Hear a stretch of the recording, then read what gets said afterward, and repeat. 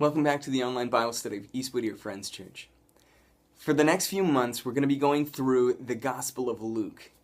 Next week, we're going to be talking about birth narratives in Luke. But this week, I'd like to start by asking the question, who was Theophilus? Theophilus is only mentioned in two places in the Bible. Once here in the introduction to the book of Luke, and once in the introduction to the book of Acts. Here's what it says in Luke. Look it up, Luke 1, right at the beginning. Many have undertaken to drop an account of the things that have been fulfilled among us, just as they were handed down to us by those who were from the first eyewitnesses and servants of the word. Therefore, since I myself have carefully investigated everything from the beginning, it seemed good also to me to write an orderly account for you, most excellent Theophilus, so that you may know the certainty of the things you have been taught. Now, a few things jump out right away in this introduction. First, the author, who for the purpose of this study we're going to assume is Luke, says that he has investigated everything and that they have been taught by the eyewitnesses, and that he's writing down things in an orderly way so that Theophilus can be confident of what he's heard. This book was not intended as a metaphor, though it does contain some metaphor.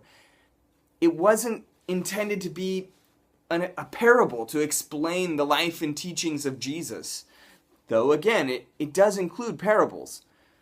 The author considered it to be orderly and accurate, meant to set the record straight as to what they'd been hearing. And there are a few things in the story that seem to corroborate that.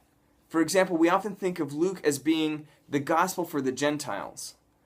Luke is a Gentile name, and he is included in the story of Acts as a traveling companion of Paul, who was trying to reach the Gentiles. So all of that makes sense. And yet, in Luke's account, Jesus seems to adhere to the Old Testament Mosaic law even more strictly than he does in the other Gospels, like Matthew, where presumably he's writing to Jews. We'll talk about that theme more in the coming weeks. That brings us back to Theophilus.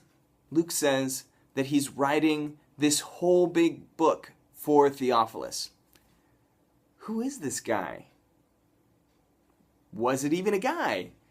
The name itself means person who loves God. So some scholars say that Luke is trying to address this book to individuals who are people who love God. Pretty much anybody who is a person who loves God can sign on and say, this book was written to me.